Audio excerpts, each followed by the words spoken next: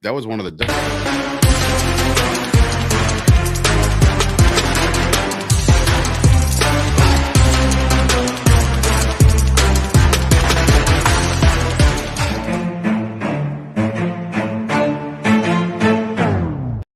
What's going on, everybody? Welcome to another episode of the Chop Sports Daily, coming to you live from the Flipping Made Easy studio right here in Matawan, New Jersey. Happy Monday, everybody. It is Sturch, it is Gooch, it is Wrestling Rob behind the glass. We are live one more again here on this beautiful rainy Monday, ready for the Subway Series again, ready for the Yankees to spank that ass today from the Bronx. Probably won't happen. Considering the lineup, considering the Mets, the pitching just matchup so happened to is line not it in up. our favor. They so happen to line it up where Scherzer gets to start tonight. You know that worked Who out. starts tomorrow for the Mets? It's not DeGrom anymore. It was, and they moved him. And I was like, setback? And then I was like, no, not a setback. But anyway, I hope everybody's doing well. I hope everybody tuned in last night to the Break Buds. I know there was a whole lot of hype going on in here. Rob never left the office, actually. He just stayed and ran in circles in the lobby just because he was so fired up about pulling the Trey Lance helmet. That was a dope. The glitter got glittery. Rob going. That was trending on Twitter. The glittery helmet. The glittery bison. The glittery bison. The glitter buffalo, he was calling it. Glitter buffalo was trending on Twitter. So go check out that show right now. It's on our YouTube channel. Not right now, after us, at the very least. You're never going to believe this, guys. We may or may not. We don't want to make any assumptions, but we have somebody else in the studio today. There's a fifth. That's right. Fifth Anthony that might be joining Chop Sports. I mean, it's up to him. He's probably going to walk out of here today like those guys are out of their fucking minds. There's no way that I'm going to be working for those guys. But yes, there's a bunch of Anthonys that have come and gone. This could be a fifth one. So hopefully he enjoys the live show and the live presentation, and we can get ourselves another intern. How embarrassing is that going to be as I put him on the spot right there? Like, if he doesn't come back, it's like, man, he must have really thought we sucked. No, I think he's enjoying himself. I think he's enjoying it. He actually is a Full Sail student. So really? Are they still doing the NXT down there at Full Sail? Yeah. Yes, right. So yeah, see, he's not a wrestling guy, but he knows that there's wrestlers. It's all good, buddy. You know, life gets in the way. If just don't let it happen again. Facebook user, go over to YouTube. Watch on YouTube. Fly Eagles fly. I'm gonna assume. I want to take one or two guesses on who that is. Danny? No, because Danny knows how to use YouTube. That's Gracie. I think that's a John Gracie right there. That could be a good pull from Dave to find out who that is. So anyway, if you're watching on Facebook or any other platform other than YouTube, hop on over to YouTube, give the video a like. We really appreciate you. Loaded show today, because considering it is Giants Day, we start at the bottom of the NFC East, where they are and where they're probably going to stay. We'll talk about the Giants in a little bit, but first, Gooch, the old rundown. Yeah, we got a loaded rundown. So I'm going to first start with the breaking news that I just got, and everybody else may have just received, that the Utah Jazz and the Knicks are, in fact, still involved in trade talks surrounding Donovan Mitchell. But Utah must think that Donovan Mitchell is Kevin Durant, because while I don't really think the players in this offer is solid, they want a significant upgrade over the offer that the Knicks have standing. And the standing offer is Fournier, Toppin, and 5 ones. I'm sorry, the Knicks already offered 5 ones? Well, that's supposedly what's happening. I didn't read the article. I just headline skimmed on this Fuck one. the future. It just broke. Just forget it. But I do think that both teams are a little crazy. If the Knicks are willing to part with that, I don't know. I feel like that sets them back for the future, obviously. And a little bit. I feel like Utah is asking a little bit too much. So we'll see if they could find a common ground on that. But as of now, no updates there besides that. You're the next GM. Your gun is to your head. I'm not doing it. Okay. No way. You offer a lot of guns to heads on the show. I'm a violent I think person. you got it from me, honestly. I say gun to my head a lot. I know. I heard that a lot on the airwaves. Significantly, I think it was a more of a articulate how serious I am about gun making this choice. I think that's a Francesa thing. Or you have to make it. It's like you're not allowed to just be arbitrary here and pick down the your middle. gun is to your head. Or the other. Proverbial gonna get blown Not trying to die here, so I guess I'll pull the trigger. Or not. No, I'm not doing the trade. Anyway, all right, no trade. Pull the trigger. Hey, on the trade, on not the trade. my head. Yikes. Okay. All right, so Major League Baseball. This is a little fun tidbit. This isn't really news, but if anybody watched the Red Sox and was it Baltimore? Red Sox Baltimore game. Christian Arroyo is mic'd up, and I always talk about Rougned Odor and how players around the league are afraid of them hands. They know that Rougned Odor is quick to light you up. Seen it. And they had a little, I wouldn't call it a dust up, but I didn't see the play that led to it. Careful with the Christian dust up. Arroyo on his way off the field turned back and he's like, "Don't beat me up, bro." And it was caught mic'd up, and I thought it was funny. That's so they joked about it. Rougned Odor, nobody wants to fight the guy because He knocked out Joey Bats, baby. All right, so that's it for that little tidbit. And I do want to talk about other potential beef or lack thereof. What's going on with the Yankees and Garrett Cole? He wants to fight everybody. He doesn't, though. If Garrett Cole wanted to fight anybody, he would have actually fought somebody. And I don't look at Cole like the fighter type. I feel like there's a resounding Yankee fans are pretty much agreeable on this. That look, it's your job to do that on the mound. If you want to stop the bleeding, so to speak, every 5th day, do that. Go out there and be dominant as a pitcher, and the rest will carry over. Right now, I feel like both times that the Yankees have gotten involved in dust-ups this year, they come out of the other side looking like the soft team. Like Garrett Cole, you didn't really want that smoke. And he didn't go after it. And Alex Manoah was right to say what he said. Hawaii Mike, go past the Audi logo. Yeah, if you wanted to fight me, you would have went past the Audi logo. That's basically calling him out on every way, shape, he's or form. right, though. He is right. That would be a heavyweight title bout too. Manoah is a big boy. Cole is not a small man either, so that would be a good fight. But Cole, his voice cracks. He's not beating up anybody. No, well, Bailey just came and said he's the friend that says, "Hold me back, hold me back." Yeah, I'm again. He's turning back. He's like, "Is anybody gonna stop me here, please?" Effort. C for the effort. I'll give you a C. Okay. And Aaron Boone. Boone. Where was that 2 weeks ago? Damn. Look, I get it. I was bashing Boone for him not calling out the players to the media a little bit. He does listen, but in it's his almost defense, like, he doesn't get angry in the presser conference. So for him to do this, I think he's had it. I think he's just had it. So was he talking about the Orioles when he's like, if you want to crown him, and crown him. Wait, let him off the hook. No, definitely not. But listen, he's was that me that crowned them? I think you just crowned him. On Yeah. Friday. Oh, you Friday? Yeah, because everybody wanted to go back to a certain date. Blah blah blah. But yeah, dude, Boone's showing some fire, bro. I'm not mad at it, but I think it was my dad who told me Boone's like getting fired. There's no way he does that in the locker room. If they don't win the World Series this year, Boone's 100%. He goes into the locker room about He goes to the clubhouse and goes, "Look, motherfucker!" Looking up at Judge. Judge is like, "Are you out of your mind? And Get out of here!" And I don't want to hear a fucking thing about him not being able to pitch and hit. Yeah, he couldn't really pitch or hit when he was a player either. You were at one of the most iconic Yankee memories of all time. Off the bench. Stop it. Well, all right, look, pinch hit home run ever. I'm happy Boone ended the Red Sox. I mean, that was like when we were still clinging to the curse. There was literally 1918 signs in the stands. Of course there was. Unbelievable. And then it all went away. Those were the good old days. The good old days. All right, so enough of the Major League Baseball bullshit. On to football. Loaded. We had preseason week 2 over the weekend. I'm going to touch up on a couple of guys that did well and maybe a couple guys that didn't do so well.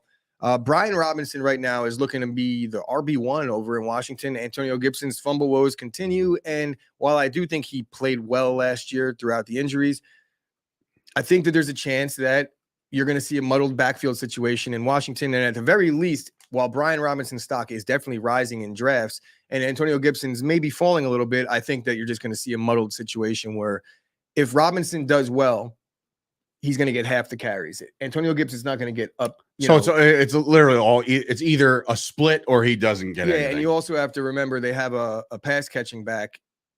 His name is escaping me. JD McKissick, who's going to end up seeing a lot of third down work. He's going to eat that up too. I feel like the Washington Commanders backfield just became a lot more muddled. Not that it was really that clear cut as it was. He ran for 1,000 yards last year, though. Who? Antonio Gibson. No, I know. Yeah, so did Zeke, and nobody's fucking saying anything about that. Like consistent. He had consistent goal line usage, and he did have a good counting stats when it was all said and done. But week to week basis, Antonio Gibson wasn't. He was really hard to effective. trust. He was hard to trust. He wasn't that effective year. week by week. He didn't really have any splash weeks. Moving off of Antonio Gibson, Davis Mills again continues to have a strong preseason. Mills Mafia threw 2 big throws late against the defending Super Bowl champs, 5th string. But nonetheless, the Texans are playing a win in preseason, and he was in the game late, and he made 2 big plays. Kavonte Turbin,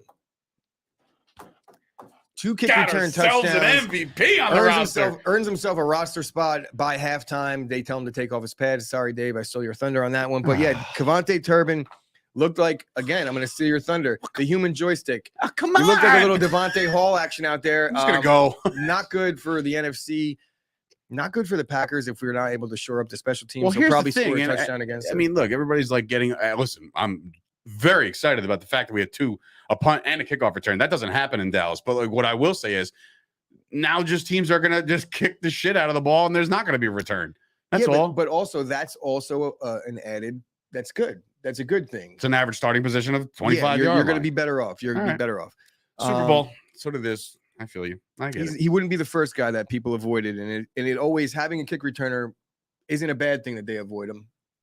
Yeah. So Kenny Pickett looked really good yesterday. Yeah. Small hands and all. Kenny Pickett was managing to do well against the Jaguar starters. I can't believe they still. Mitch. They're all playing good. How's he going to lose a job in the start? I mean, Mitch didn't do anything. They're all playing good. Bad either. I heard Rudolph is still playing okay. Yeah, he's not. He's on the roster. Rudolph is looking to be traded, I would imagine, just like Big Dick Nick. He did get traded today. Yes. So Kenny Pickett looked good. Traylon Burks did not look good. He is not looking good. There's a video that came out a couple months back, and it came out that it was an asthma situation. It looked like I'm a fat fuck situation, and now he's having trouble getting his footing in camp. Look, people were down on Jamar Chase preseason last year. Yeah.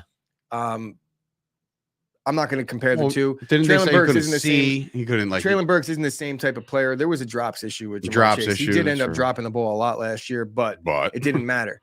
When it was all said and done, it did not matter. I don't think that they're the same type of player. He's going to have to get his foot. He's not in the same offense, so no. I wouldn't put him in the same class. I think that he's kind of avoid him at all costs because there's plenty of good rookie receivers, which maybe we'll get into Friday for fantasy purposes. Had my first draft. And a little James Rube news, a little positivity coming out of Chicago, and Roquan Smith is ending his holdout. He's the backbone of the defense. Probably not going to mean much in terms of the win-loss totals, but it's good to see a star player at least kicking it around back there again. More important news and a little disturbing news coming out of Tampa. All right. So can we preface this by me saying that on Friday I said like it could be a very, very tough situation. Something could be very wrong in the situation. Hit him, Gooch, with the breaking news. Hand. So Todd Bowles came out and said that Tom Brady will be back sometime early this week. First of all, the unknown was a little alarming. And really, it was just them keeping the information close to the cuff because there's no way Todd Bowles didn't know that Tom Brady didn't have a personal issue. He was on vacation. The only personal issue was Gisele's tan. Tom Brady in the Bahamas with his family, working on Super Bowl ring number 8. Gotta love it. The only guy that really does get the pass, and deservedly so, is Tom Brady. 100%. But as a player, not that I'm a player, but if I was a player who was put in if I'm Mike Evans, am I like, what the fuck, bro? No? Yes and bro. no. It's Tom 7. Yes and no. I don't think Mike Evans is, bro. I don't think Mike Evans is. This guy's what if he holds the team hostage this I'm year? walking around like this. I'm talking about forget his teammates because I think that Tom Brady brought all those guys a lot. I don't think that Tom Brady is causing a stir in the locker room amongst his teammates. I think the one teammate that would have caused a stir with is now gone. Yeah. And he's going to cause one now on this next podcast wherever he pops up. Hope it's here. And hey, Antonio, you're bored. Shedding light on his comment. I mean, after it's all said and done, if AB wanted to go to the Bahamas, he would be Dennis Rodman. Very true. Yes. But so anybody castrated, just completely killed, completely destroyed in the media. And Tom Brady, at least on the half the side of it, is going to rip him anyway because Tom Brady has a lot of haters. But at the same time, I understand it's Tom Brady. You make exceptions for certain players, and that's just the way it is. Tom Brady has to be put in a class all by himself. 100%. It sucks though. Your boy went on not even close, bro. Under a waterfall. And I made the comparison. And I made the comparison throughout the offseason last year, and it always leads back to the same thing. Well, it's like, well, you have a little more work to do because you can't get over that hump. Tom Brady gets over the hump consistently, so it's hard to be like, you know what? But Tom Brady also never went away in camp. So the humps that he's been able to get over. August. This isn't like July or June. This is fucking. Listen, the Dolphins. They were playing the Dolphins the first. That's like the first week of the preseason. He obviously saw that months before that.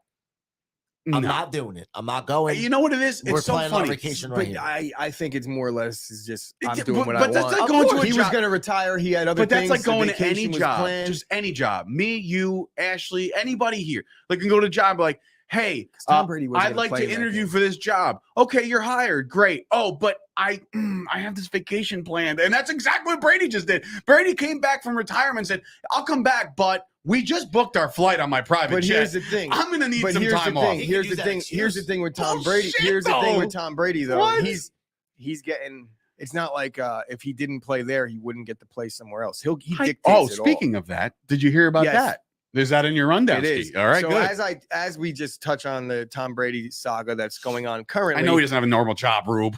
Yeah. He's not a normal guy. Yeah, I know. He's not working McDonald's right now. No. Not only is it not a normal job, he's not a normal player. Human being. You're right. He's in the Illuminati and he's on steroids. Get you. I wonder if there was a random testing period that Tom Brady was on vacation for because he's hiding from the NFL Doping Commission, if that even exists. He's on the kale. The kale, by the way. So we're here to make John Gruden look worse, but in this regard, I'm not so sure it makes him look worse because I'll get to that in a second. This is interesting stuff. So Dana White came out over the weekend. As you know, we're going to talk about the UFC and what took place over the weekend. But first, we'll bleed into the UFC and NFL kind of fringing together here. Tom Brady came out and said, or Dana White came out and said that he had brokered a deal to bring not only Tom Brady, but his boy toy, Rob Gronkowski, over to Vegas. Kind of adds up when you look back and there was that whole Brady thing. It's like you chose him over me. No. You're sticking with that fucking guy? Yeah, dude. And now you know who it is. He's literally talking shit about Derek Carr. And in hindsight, I mean, right now going into the next projection. What a piece of shit. Projecting Cousins. I don't remember. I don't think there was a bunch. It never came to light, but boy, it never actually came out. But I think it was Carr who was like the one that it was the most settled on. Was like it was definitely Derek Carr. But now it's like confirmed, and it's like if I'm Derek Carr, I'm going out. I'm gonna light the world on fire this year, bro. You have to. In the name of Christ. Well, let's be real here. So Derek Carr right now got Tom Brady. I mean, Derek Carr got Devontae Adams in town, and they made the playoffs last year. The Bucs did win a Super Bowl, but that roster wouldn't have been the same. And with John Gruden in town, they're not going to take all those cast-offs the same way, nor do I think the Raiders were in a position to, much like Tampa was. Okay. In terms of signing all those guys, even though they were $1 each. True. I think that Derek Carr and John Gruden standing firm on that puts the Raiders in a better situation over the next 6-7 years. Derek Carr is going to play. He's their franchise guy. They have a receiver now that's his best friend. So it all worked out. But it would have been interesting to see if Tom Brady did end up in Vegas as per Dana White. Yeah, like welcome to the crossover world. You know what I mean? Like, why are you breaking this news? Yeah, it's a little odd. And Dana White keeping that close Uncle to cuff. Dana. Now he's coming out, and I think people will draw the lines that I drew. And I feel like it is kind of see the line, can you, Ross? Dragging Derek Carr a little bit because I think it kind of does mean it was Derek Carr. Yeah, dude, if I'm Derek Carr, man. I don't know. Derek Carr's not the type to come out and like fire back. You know, he's not. He's like a Christian. He's like a big, he's just a nice dude. Like he's not going to be like, fuck Tom Brady like he should or like anybody else would or should. But he'll just go prove it. He'll just go, play his ass off. He's got his, like you just said, he's got his buddy out there now, and Carr's prime for a big year, I think. All right. So we're Raiders. Like I said, we're kind of crossing over into the UFC. Rob, you can end up pulling up the first graphic because ending the rundown with the UFC. Kamaru Usman. What a great text or message it was to wake up to, by the way, you dominated. Kamaru Usman dominated Leon Edwards for the better part of 4.5 rounds before he got zapped by a left high kick to the dome. It was to the button, like, bro, it's just right on the button. Right there. I just want to address a couple of things because I wouldn't say that they're casual fans, and I don't really like throwing that word around, the casual fan, but a lot of people are saying that it was a lucky kick. Now, there is luck involved in any fight. But like there is. You're throwing kicks the entire fight. In terms of one's gonna the way the odds were set up in this fight, and if they fought 100 times, how they would mostly turn out. There is a little bit of luck involved here. He was getting dominated, but he had all the exciting moments in the fight. The fight was boring. He took him down. He took him down to a full mount. First time Usman's ever been taken down in his UFC career, right? Leon Edwards has gone the distance with Usman in the past, and he's taken him outside of Colby. I think, you look, Colby wasn't able to finish him. What I'm trying to say here is Usman, while he was dominant, he took the clearest path to victory and the easiest path. And you pay the price when you're fighting the guys at the top in the best guys in the world. You can't get caught lacking. And Usman had plenty of opportunities to do a lot more damage than he did. And if you look at Leon Edwards' face after the fight, I mean, it doesn't look like a guy that got beat up for it does not. Bro, there was post game of him eating pizza with the belt on his shoulder at a club. He looked like he didn't fight. Yeah, and look, I've always been a fan of Leon Edwards. He's not a huge fan favorite because he's coming from the UK, and the whole 3-piece in the soda thing with Masvidal kind of took some shine off of him. But the guy hasn't lost in 7 years. It was the first UFC title fight pairing two guys on a 10-fight win streak or more. The first one would have been Khabib and Tony, but they never got that to go down. Mm-hmm. So it was an epic bout in terms of the buildup and the way it went down, man. That left head kick, it's just flat. I put it in the top 5 knockouts I've ever seen live, dude. Because of the scenarios leading up to it. But now even Rube's coming in. There's going to be a trilogy, and Usman's going to be like a heavy favorite. I agree that Usman should be the heavy favorite, but Usman calls up Dana White in the presser while Dana White's talking. He didn't. He didn't. He's like, I just want you to know next time I'm going to kill him. And it's like, bro, not for nothing. You just got sparked. If I kill Get him, over yourself. If I kill him, and I'm not taking it away, he is going to beat him in the next fight, almost guaranteed. But if by kill him, you mean you're going to take him down, push him up against the cage. You're going to have to fight like you got to win the title. Then maybe you'll kill him. But I don't think you're going to finish him. I don't think that you were throwing any power shots, really. I say that all the time. It's a pressure thing. In a UFC fight, all the time, especially when it's a title fight, the champion has like traditionally tried to coast. And he tried to coast and got caught, right? So now he's not going into the fight where he can coast. He's got to finish Edwards next time. Here's the actual crazy part.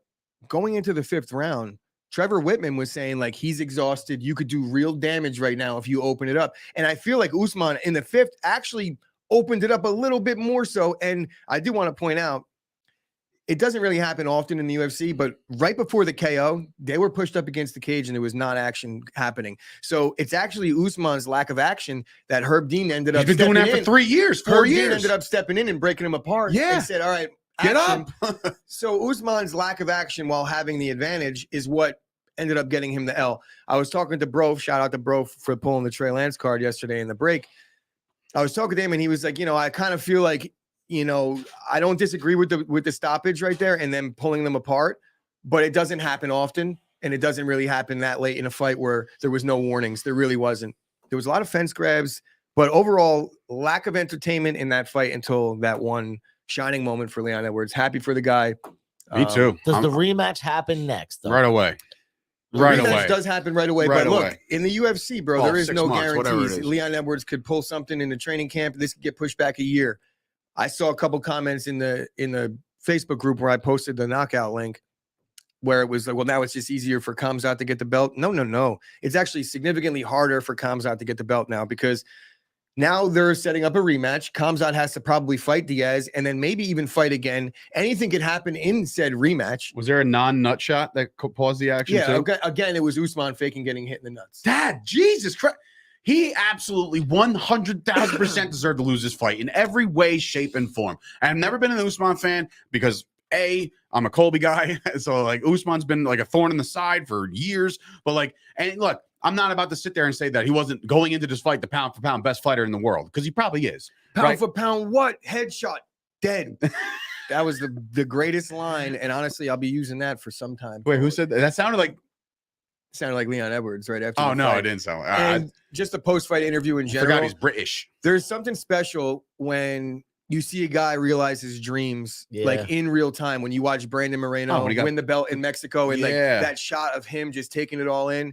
And when it happens the way it happened, he was dejected. He wasn't giving eye contact to his coaches in the corner. Shout out to his corner, by the way. Great job in between rounds. You love to see that where they were like really lighting a fire under his ass, and he wasn't responding. Like he wasn't responding in between rounds, but that head kick.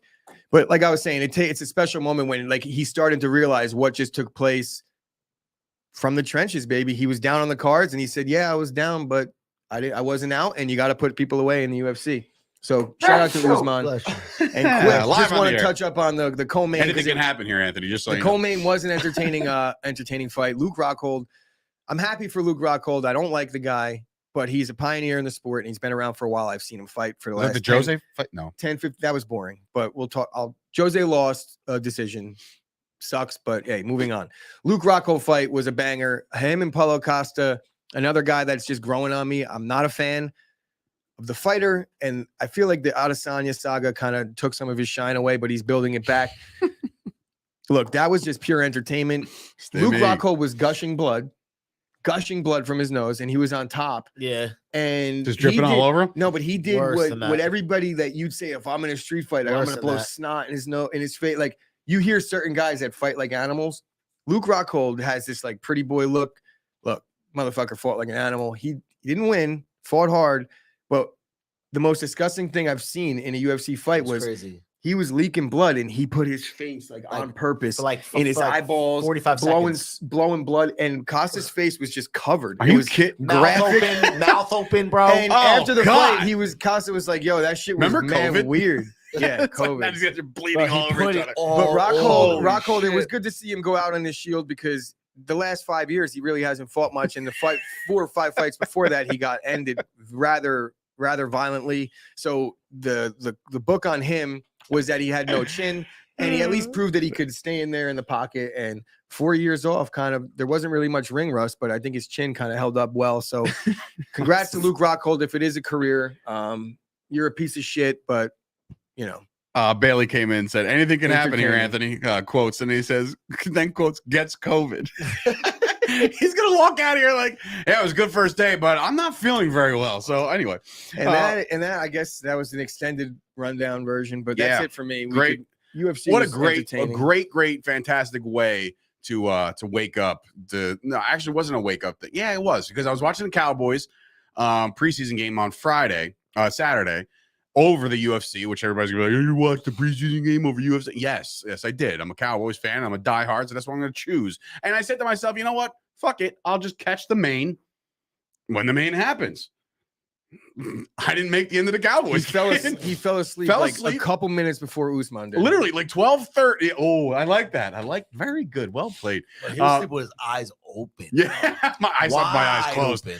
I woke up and I'm like, oh my God, I missed the end of the Cowboy game. Did you see the Grim Reaper show up? Like the Grim Reaper popped in and was like, and then the Grim Reaper left, and it was just a doctor, bro.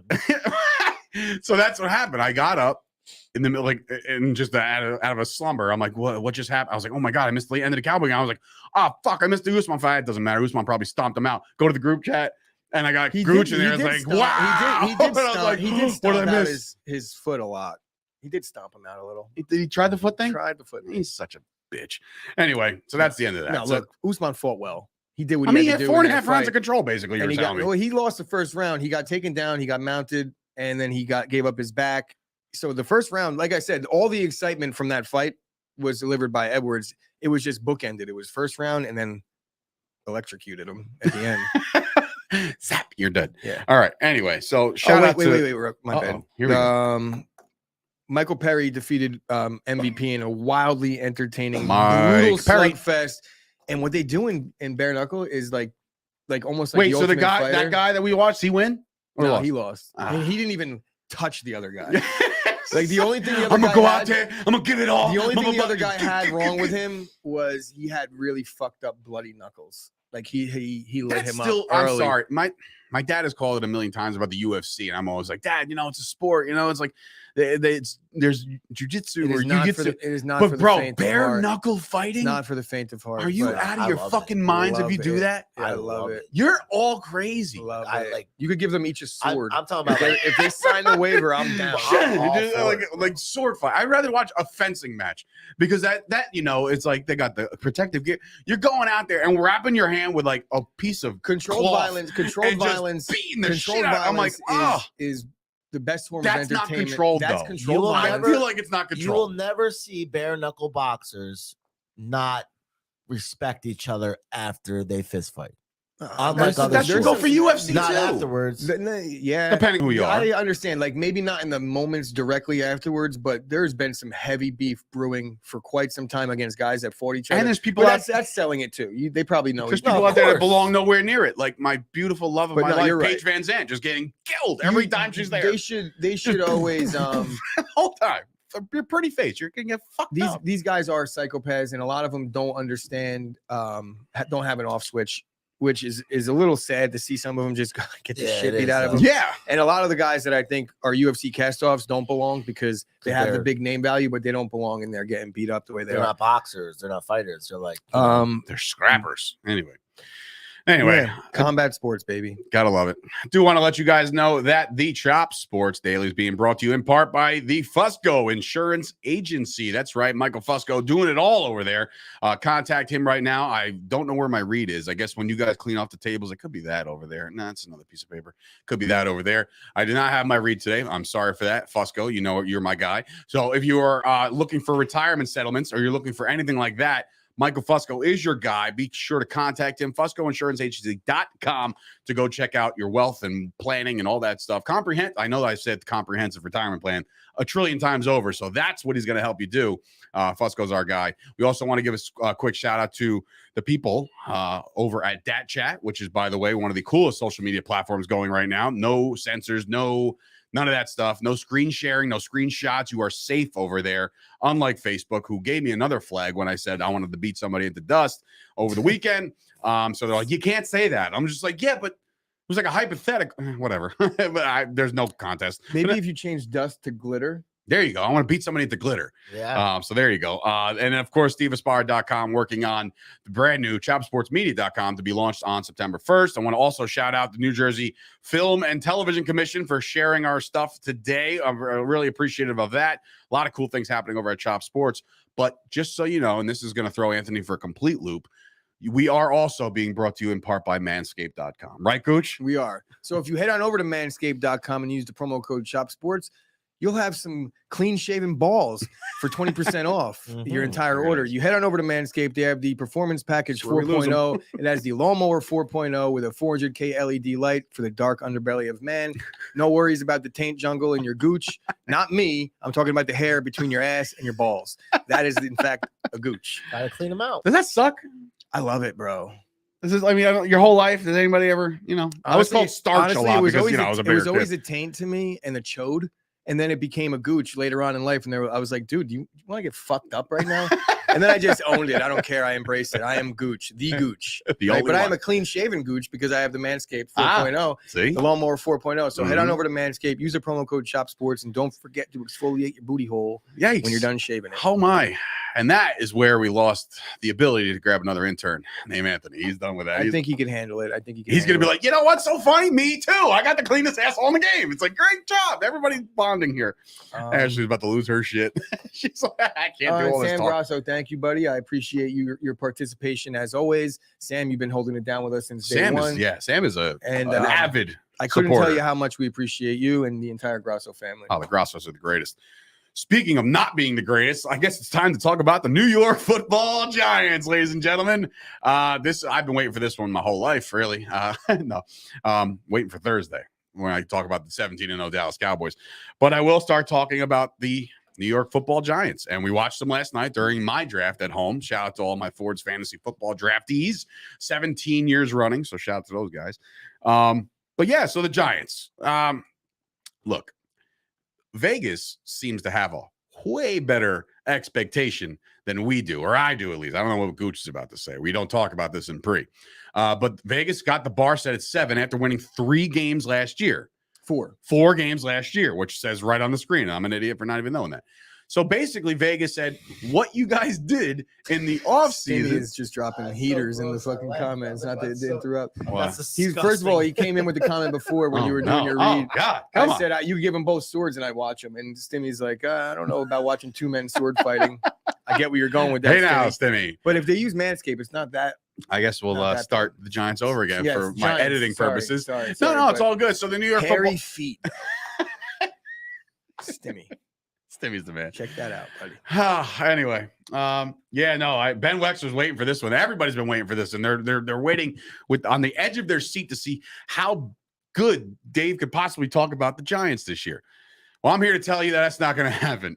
No, but I will say this. Vegas is predicting them to have 7 wins. They had 4 last year. So Vegas is coming in saying, hey, what the Giants did in the offseason is at least worth 3 wins. The Giants offseason was very productive in the front office. They cleaned house over there, right? Head coach, GM, new regime. Giants fans are very optimistic about this. And I would be too, because the guys they hired come from success. So it's not like, they're not hiring McCarthy. You know what I mean? Like they're hiring guys that are currently good at coaching. Like they're sought after guys. Yes. So they would have gotten jobs. I wanted him. We got him. I wanted him. We got him. Right. So the Giants are in line to do good things. Now, what did they do exactly in the front office? They lost a lot of pieces to me. So it's either they're trying to put their thumbprint on this team or they just didn't have the funds. And I know that cap hell is a term that people use, but again, if you believe in the cap, if you don't believe in the cap, it is what it is. But there's a lot of players that walked out the door. James Bradbury heads on over to Philadelphia. Logan Ryan, J.R. Reed, 2 safeties gone. Their tight end situation is abysmal right now. And we've watched that in the preseason, and they let go of Kyle Rudolph and Evan Ingram. Goodbye. Evan Ingram can't catch the ball, so I don't really care. Losing Austin Johnson, Danny Shelton, Lorenzo Carter, all on the defensive line. So now you're like, fuck it. We don't need to rush the quarterback. Jabril Peppers. Wasn't he brought over in the Odell trade? Yeah. Yeah. So all of a sudden you're like, oh, that was cool. You're gone too. Like Jabril Peppers, gone. Will Hernandez, a highly touted guard, gone. Didn't play up to his expectations, so maybe you can let him walk out the door. Dante Pettis, again, not the biggest name in the world to leave as far as the wide receiver room, but I don't know if you want to start nixing pass catchers if you're a Giants team. As far as the gains, they bring on Jahad Ward from the Jaguars, Max Garcia from the Cardinals. They bring in Matt Breida to back up Saquon Barkley. So Barkley fell in my draft to the end of the second round. In case anybody's caring about that, where that can happen. I mean, because there's expectations that Barkley, if healthy, can produce. And we all seen him when he's healthy. He's a very good back, but it's just a matter of if you're staying on the field or not. So they bring in Matt Breida. They brought in Ricky Seals-Jones, who I don't even think has seen the field yet. So he hasn't even seen the field. By the way, Anthony is a Giants fan. So just so you know, I do not discriminate. Okay. I brought in a lot of different fan bases in here, and now I got a Giants fan within the walls of Chop Studios. When you look at their depth, their draft, that's where the Giants, I think, that's where the front office came out and said, you know what, we're going to do this. We need to address this. This is what's going to happen. Kayvon Thibodeau last night left the game. Everybody's like, fuck. He avoided some major injuries. He walked out. He went on camera, said, we're all good. Don't worry about it. They bring in Evan Neal from Bama, massive tackle. You got to protect your investment. But is your investment Daniel Jones? It might be somebody down the road. Wan'Dale Robinson? Yeah, Robinson, another receiver you have to add by subtract. The depth chart. Now, we all watched a lot of Tyrod Taylor last night, so he played well. Daniel Jones, the judgment's not out on him, but for Giants fans, I want to say that you're torn a little bit. I can't see anybody with the hype train on Daniel Jones right now, so you need to be proven right or wrong. The receiving core, Kenny Golladay didn't catch a touchdown last year, right? And we saw him in the first preseason game come up. No effort. I don't know. Galladay's just a lazy dude. I don't know. He got paid, and now he just doesn't care. The one guy I did draft, and I broke my own cardinal rule in my own home draft, I drafted Kadarius Toney late. This is on the Jimmy Palumbo kind of thing. He's a big Toney guy, so I was like, I got to get somebody I can relate to. No, Kadarius Toney's going to be good. I think he's a gamer. There were rumors right off the rip in the summer saying that they wanted to shop him, trade him, see what they can get for him. But their offensive line still hurting right now. Andrew Thomas plays better than the rest of them, I guess. And then Neal, it remains to be seen. He's a hoss, though. I mean, he's a big dude on the right tackle. That'll help you out. Defensively, Thibodeau, we just talked about. Leonard Williams got the big. I think he got paid, right? He got the bag. So, yeah. So Leonard Williams got the bag. Blake Martinez, one of my favorite guys before he landed on the Giants, former Packer. And then Xavier McKinney, sure, on the back end. But I look at this Giants team, Gooch, and look, when they say 7 wins, and then I look at the schedule, we'll get into that in a minute.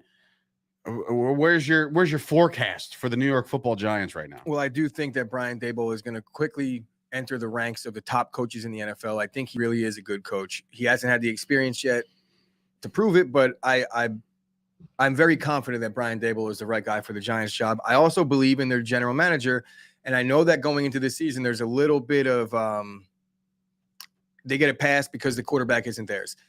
That's not a good situation for the fan base because it kind of sets back the rebuild a little bit. But that's the situation that they find themselves in. And with a Tyrod Taylor, the guy breathing down Daniel Jones' neck, there's really no reason. There's nothing to find out about Tyrod Taylor. We all know there's he's a lot God, to find right? out about Daniel Jones, being that you have to understand that the competency of the previous coaching staff wasn't really there. So developing a young quarterback behind a bad offensive line with an investment in a first-round pick in Saquon Barkley that isn't really meeting his expectations. The offensive line woes, which I just mentioned, really not playing that great a defense last season. The season before that, their defense was pretty good.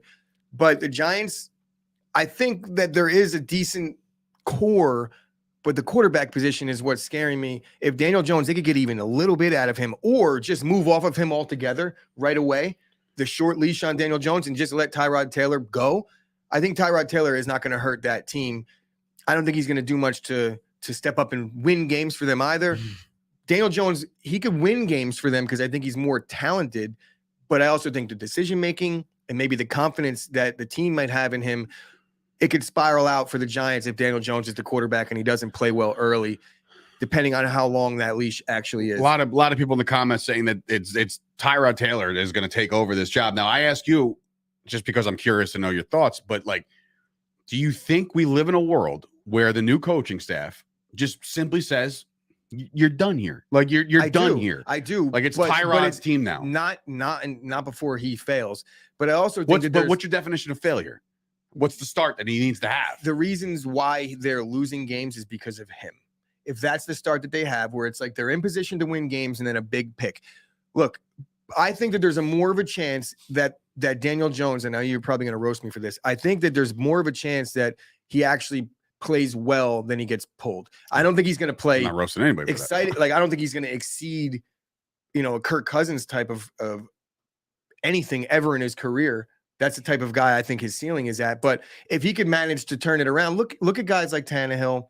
They weren't good in their first situation, and it took a change of scenery. His change of scenery, luckily for him, gets to be in the same spot where there's at least some familiarity, and the coaching staff, he has to go prove himself again. There's nothing wrong with that. It's the NFL. And if he had metal the way you would like your starting quarterback to have, then he'll rise to the occasion. If he doesn't, then by week 4, week 5, I would like to see them pull the trigger. I don't think their season is salvageable at that point anyway. I just want to point out, like Nick, our sound engineer, Nick, by the way, I'll send you the audio after the show. Jones and Barkley haven't had offensive lines. Like they still don't. Like you don't add Neal and think that their offensive line is definitely, but they're all banged up again. It's improved. Like that's going to happen. You still don't have an offensive line. You can't just take a guy out of Alabama and say like, oh, we got ourselves a line now. Also, you know what I mean? Also, it's a lot to do with scheme. I think Brian Daboll is I don't know. I mean, Brian Daboll's coming from fucking Josh Allen. Yeah, but Josh Allen and Stephon Diggs. But you have to also look at the development of Josh Allen, because after year 2, Josh Allen, the book was like, oh, I don't know. He might not be the guy. And then year 3, Josh Allen entered the realm of elite quarterback. That's Brian Daboll having a lot to do with that and being there and bringing him along. I have a question. Jones is out by week 4. Tyrod Taylor comes in. Say they hit 9 games. 9 games, right? He ain't the future. That's my question to you. With quarterbacks coming into next year. Well, that's the thing. What happens? The Giants. I don't believe in tanking. I don't believe in tanking at all. The Giants would just have to stay put where they're at and hope that one of these new kids falls to them in the draft if they win 8-9 games. You'd be hard pressed to have. I find it hard. You have a hard pressed to have a new regime come in and tank, and that be your first. The first culture you want to bring into a situation is like, here, let's just lose. No.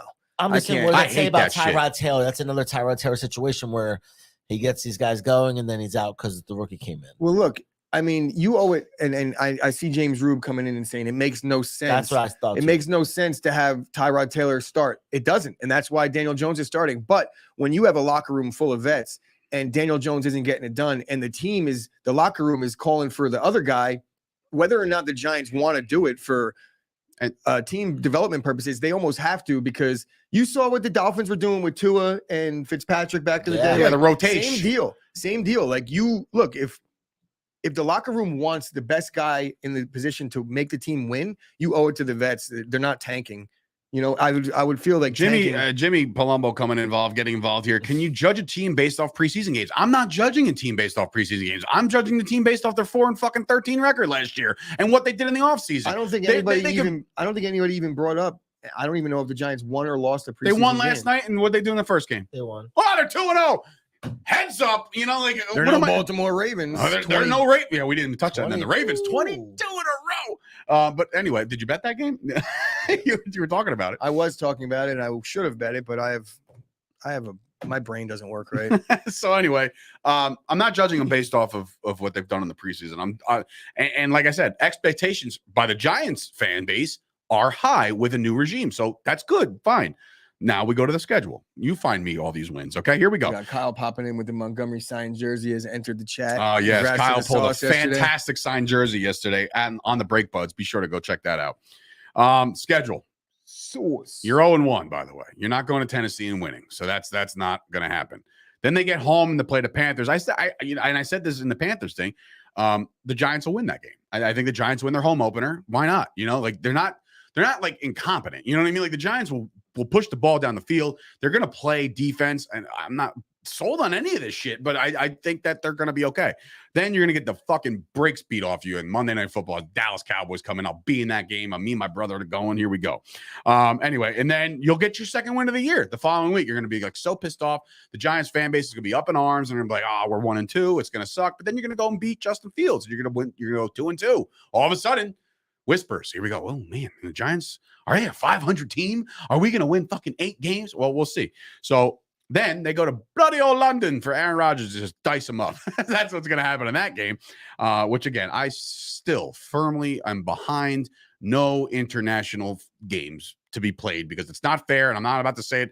I know it's 2022, and everybody complains, bitches and whines about everything, but I will say the Packers losing a home game to play the Giants in London is garbage, and that's anybody who has to host. Unless you're the Jaguars, who basically have a residency out there in London, losing a home game out to play in London. So the other fans and fucking Germany London. And shit, get the fuck out of here. I'd rather play Jacksonville in London than Jacksonville. Yeah. Just don't play well there. Oh, you don't play well in Florida. Anyway, then you got the Ravens. Not going to do that. Then you got the Jaguars in Jacksonville. Not going to do that either. Then you get a win. You're going to Seattle, right? Because Seattle's probably going to be bottom feeder of the NFL this year. They're going to be in a top 3 draft pick next year, in my opinion. Seattle's rough. So going into the bye, I have, let's see, Mike. 1, 2, 3. So 8 games, so 3-5 at the bye. You don't think they beat the Jaguars? No. A lot of people, there's a lot of people thinking they're going to beat Tennessee. Ooh, can unvaxxed Rodgers go to England? Yeah, he said yes. Okay, cool. He's taking every drug under the sun at this point. Sure, so he can do whatever he wants. I'm sure as soon as the schedule came out, that Giants. All right, Rude's got 5-3, complete opposite of me. I got him 3-5. So the bye week happens. It comes at a great time because then you can reassess, and the Giants will get back to 500. They beat the Texans at home, and then they beat the Lions. Dave loves the midseason bye week. I do, because it breaks up the season. You know, the fact somebody drafted somebody yesterday in the day. I'm like, week 14 bye. What the fuck is that? That's horrible. I literally don't even give a shit. It's like they got to deal with it. Well, it all depends on what your sometimes situation. It might suck, but sometimes it works like, out. All right, let's just say you're down 2 games in a division. You get your bye in week 14. Yeah, then you want to prime, get ready to rock and roll, get yourself healthy, and go on your run. But you got to buy in like week 4, week 5. It's like, shit, now we got to play fucking 12 games in a row. That sucks. Sometimes when you're in the middle of the pack, when you're rolling, whatever happened to the whole thing of like when you're rolling, do you even want the bye? Because then you're that's. So maybe an early bye week when you're 2-3, and then you fix it then, and then you could roll. It could work out. So the Giants are going to have some fans optimistic and around Thanksgiving. They'll be 5-5, and then they're going to go to Dallas. And listen, the Cowboys have not made my Thanksgiving good at all for the last 4 years. I want to say 3 years. It's been a long time. I think the Cowboys are much more talented than the Giants, and at home, I think they get it done. But it would not surprise me for the Giants to go into Dallas on Thanksgiving and ruin my fucking holiday. That's usually how it works. So anyway, then you got Washington. I think you can win that game. I really do. Then you're probably going to get swept by Philly. I don't think you match up well with Philly this year at all, considering I think Jalen Hurts is going to have himself a better year. We'll talk about that on Wednesday. Washington, you'll split with. I feel like you'll split there. How many wins you got right now? 7? I don't know, man. I have a total. I have a total at the end. No, I don't have 7. Oh. I'll tell you right now what I have. After they win, their last win will probably come against the Commanders. The home game against the Commanders, week 13. Then they lose out. They lose out because then people are going to start saying, "All right, it's time to start talking about top 5, top 6 draft picks again. Who are we going to replace?" I got the Giants finishing. The 2022 Giants, I'm going 6-11. That's me. I got them better. And that's not coming out. It's not coming at you as a Cowboys fan because you'll hear the rest of the predictions the rest of the week. Do I have the Cowboys winning the division? Sure do. But I still think the Giants are on the come up. Look, if you win 4 games last year and you win 6 in a first new regime, that's a win for me. And the Giants fans should be optimistic because then there's another draft. There's another free agency class. Guys are coming off the books. You can decide what you want to do with Barkley. So the Giants are going to be very relevant very soon, just not this year. I think you're going to get torched for this. I don't think they're going to be relevant. I think their defense is very suspect, but I think their offense is going to be pretty decent. Look, there's too many question marks for me. Like the Barkley situation is up in the air. I'm worried about that. I'm worried about Kenny Galladay's ability to stay on the field, and when he's on the field, play hard. But I do think that they got finally the right coach in this situation to get the most out of these players. I think that the Giants will hover around 7 or 8 wins. I don't think that they're much better than what Dave thinks, but I think that they're gonna at least push that because their schedule is very favorable. I'm sorry, like a lot of the teams like Washington, Philly, like even Philly, while we're looking at them as a potential team, the Giants could easily win a game in Philly or vice versa. You know, like it's happened. It's not out of the realm of possibilities. I'm not saying that's happened. So there's a lot of games where, you know, there's this very similar situation to the Giants where they have a new front office that's rampant across the NFC this year. Really, we're definitely going to touch on that at one point this week. Yeah. All the new faces and new places. There's a lot of turnover up top for a lot of teams. Yeah. The Giants are just one of the many, and they do have talent. It's just they haven't been able to stay on the field together. They have improved offensive line, and I think up front on defense is going to make up for a lot of deficiencies on the back end. But the Giants are going to lose their ton of football games. Can you give me a bad take from Rube at some point last year? What did he say last year? You didn't have one. He said Joey Gallo was going to hit 50 home runs. Okay, cool. What? So there's your fucking take, and that's how to take James Rube seriously 101. Class is in session. Don't tell me the Giants are going to have 7 wins by Thanksgiving. Who on earth? Look, I'm not omitting the fact that they changed their scheme and changed their coaching staff. That guy is better than what they had. The guy I had was awful. But look, awful. They might not. they will not. They might not. They will not. I would say the odds on that. Thanksgiving? Look, Rube. I told you they're 5-5 at Thanksgiving. So I give him 5. I don't know if Rube plays the season long bets because but you better be smacking that over on 7 wins. 7-3 by Thanksgiving. Give me shocked. Listen, good for you, Rube. I was at 6-11, right? I'm 6-11. I won't like gun to my head if you said the Giants win 7 games. I was like, yeah, all right. I would say that the over has to be plus money, or at least like plus 120. If the over 7 wins, has to be plus money. And Jimmy, Stimmy coming in about Jimmy. That's not the trend, you know. Like they're obviously, if it's not Daniel Jones, it's a rookie next year. Yeah, there's never going to be. We don't live in that world where it's like, let's find the solve this year, do really good, get bounced early, and then you're fucking stuck. Jimmy G is a bridge the gap for an injury on a playoff team. That's what he is. What's up? That's Joey D. How you doing? Say, wait a minute, hold on. I was like, I'm sitting if you're right here and he's here, that means it's like Spider-Man meme, like. Yeah. So shout out to Joey. Hey, make sure you like the video, Joe. Yeah. We appreciate you, bro. But anyway, this is a first time comment from Joe. I've never seen that. Got him signed in. You know what you're doing to him. You're turning him into some kind of social media mogul all of a sudden. Yeah. You got him on YouTube, you got him on the Instagram, you got him all over the place. This is very un-Joe-like. So for anybody that doesn't know Joe, he is the buddy of mine, literally the break buddy of mine. We smoke weed together and do card breaks. Is it? What do you say? Imagine Diggs trying to cover AJ Brown. Oh man. Yeah, I know. Every 50-50 ball's coming back with Diggs, by the way. Everybody with the fucking yardage thing, man. Jesus Christ. You're literally finding every excuse to pull out of the Cowboys' good success last year. A guy picks 11 balls off and you find a way like, well, he let up a lot of yards. Okay, cool. The Cowboys went 12-5, bro. 12-5. They didn't do that by accident. They're the fucking best defensive player in football last year, and he didn't win that award. He wasn't. Parsons was in the conversation. Did you see Micah Parsons we pulled yesterday? No, what did they pull? Didn't we pull Mike Parsons yesterday? It wasn't anything. But it was still it was a Micah Parsons card. I want it. I'm sure everybody does. By the way, Scoop says we both look beautiful. So that's he's talking about me. He saw me like my reflection through. Oh, all right. You can pull yourself up if you want. Add a camera. Go ahead. Go for it without killing the entire stream. No, we did it. That was pretty bad yesterday. I don't want to do that.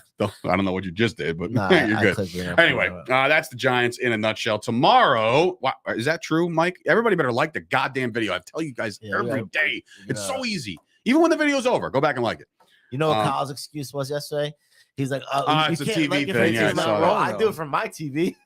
But here's the thing. I think when you're a content creator, you have something signed in not on your thing, so you could watch and things like that without. Radio Face Rob breaks the optimum watching internet. your own videos. That's one of the first things it says in the monetization rules. It's like, do not watch your own videos. What? You could get like flagged for that shit. Gucci still got your. What do you mean not watch our own video? We can't watch our videos. Meaning like if you're on your own account, like running up the videos. Didn't we do that already? No, I signed in to do a different. Hey, see, he's always thinking. He's always on top of things. Anyway, so tomorrow would be the Commodores, which what? Hey, Gooch, still in the fantasy spot? Bailey, yeah. I got Shoot him a message. I got you down. I do want good. As Gooch decided to add 4 leagues yesterday to the Chop Sports guys, Facebook the reason league. why I'm doing this is because I'm a man of the people. There was a lot of people asking about last year's debacle, which the league was a success. It went off well. Everyone got paid. There was no debacle, but it was just a hard league to manage because it was 16-man teams. We're chopping that down, and I'm going to fill as many 12-man leagues as Chop Sports wants to fill. Wait, Danny, all right. We can move off the Giants now because I do have to bring this up. Danny was asking, my brother's coming in saying, Gooch, how's my team? Am I winning the league this year? Because you did call. I didn't see it. Here's the team. Ready? I'll just roll them off just because we're done with the Giants right now. Ready? So at 3, he jumps up, gets Najee Harris. I like it. I loved it because I was waiting for him at 5. All the way back, Devontae Adams. Okay. I like it. All the way back. Well, on the other way, Josh Allen as his quarterback. Don't like it. Don't like the fact that he took a quarterback early, right? Yeah, I know you're not a big fan of that. I'm not going to be like, why? 4th round, Kyle Pitts. Okay. I like it, but I don't. Is that DJ Moore? Yeah. DJ Moore. So after he's got no holes right away. Well, Harris is his running back, right? And then he goes Cordarrelle Patterson, Edwards-Helaire. Like those are his back-to-back picks. I feel like it's good value late. Ayuk. Patterson. Later on, then Sky Moore took a shot at him a little early. He's got a better team than you. Fuck off. Dante Foreman, Russell Gage for the first, and then he took Pickens, which I wanted very badly. And then he took a pick right from me. I told him, I was like, I'm going to go grab Tyler Algier or whatever his name is from Atlanta. Well, he's got Patterson, so he took. I said, that's his handcuff. And the Steelers defense. Yourself. Yeah, I like the team too. It's definitely like getting Pitts in the 4th when he's going typically in like mid-3rd. The latest, that's steal. That's definitely a good steal. Rube's coming in. This team is way better than yours. Wow. It really is, though. I'm sorry to say it. Listen, I didn't have that. Zeke too early, bro. He would have been. No, he wouldn't have. I guarantee you, he doesn't get past Danny in round 3. Yeah, and he has to do Josh Allen. That's a stat. That's a fact. Danny, thank your big brother. You're welcome, Danny. Because while I'm not, I'm looking at you, kid, and I'm saying people to pick quarterbacks. Back-to-back champion, Danny. I'm not advising people to pick quarterbacks that early. Anyway. I'm also ill-advising Zeke that early. So just to touch a little bit back. Zeke's going to lead the league in rushing, and you're all going to eat your words. On the fantasy thing. There's as many leagues as we could, as many 12-man leagues as we could fill. Right now, we're like 2 players away from filling a 3rd 12-man league. Danny's happy. And I'm going to cap it, but I'm going to put people down on a wait list and see if we can get 12 more, and then we'll add another league. Draft is going to be on Tuesday after Labor Day at night. And we're going to run all 4 of the drafts like simultaneously. So it'll be an interesting situation. The studio will be open for anyone who wants to show up. Last year, nobody showed up. So. Bailey, I know. It was just you and me, literally sitting right here. Bailey just announcing, coming in saying, Baker Mayfield has been announced to be the starting quarterback of the Panthers. We kind of had an inkling that was going to happen last week. But there it is. It's done. So anyway. No, that's a different Kyle, draft, this is a completely different thing. We're going to talk that ours is a dynasty league. This is not. Wait, was on Sunday, like this Sunday? No. 6 o'clock. No. He's talking about what's in the. Kyle, we'll talk after. That has nothing to do with it. Yeah. The dynasty one? Dave, could we just talk after? What's going on with everybody? It's got to be your bowl. We'll figure it all out. All right. There's a lot of leagues that I'm in, and I'm running almost every single one of them. So when you're got time for when that. is the draft? I'm like, well, which fucking league? A lot of leagues, a lot of fantasy football to get into. We'll get into more of that on Friday.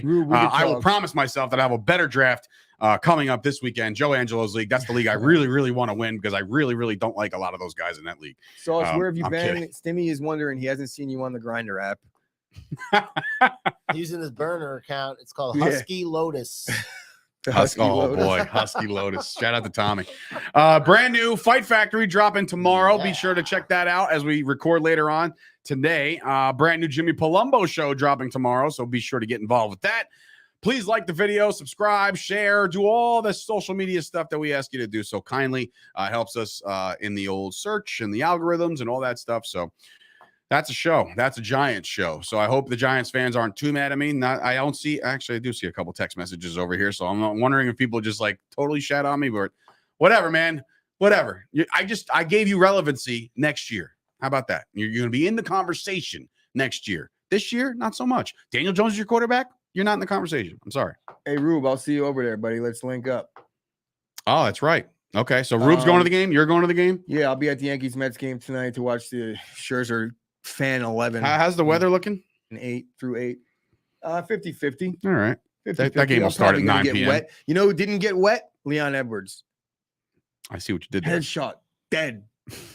So Rube, yeah, hit me up. I'm looking at New York. Looks And like then, you're good. Oh, so we got Kyle. I think Kyle's saying that he's going to join into that league. We got Stimmy joining. We got Jack saying that they want in. So that's 3. That'll be 36. If we start adding, I'm sure. What are we talking about? I missed it. This is the fantasy league. Which so guys, we'll reach out to you about? after. If we fill up the 3rd league today, which I think it's good to go. Rube said he came in before. He's like, he's getting a long 2nd team. Yeah, and if we Rube, need you're to, a 6th if we individual. if we need to, we will, because Rube understands that it doesn't take much bandwidth to set and forget and just root for your interests. Like pick one, and it's all going to happen. I just feel, and that's you're right. I just feel like because now you're running these leagues, it's just going to be a constant like, but this didn't work, and that was blah blah blah. And just like talk about bandwidth, bro. You're not going to have that. How often yes. did you have an issue in our league last year? The one you ran. The one I was in? The one you ran and we're in. I'll be here, Kyle. None. All right. Anyway. Exactly. I'm a pro. I'm a fantasy. I'm coming on Sunday to draft in All right. 25 years. For the love of God, what is there something happening Sunday? Yes. There's a draft at 6:00. The Dynasty draft at 6:00 Sunday. It's been in the app for this Sunday? Now. Yes. Are you sure? No. Yes. That's wrong. You have it in that. Could we all shut the fuck up?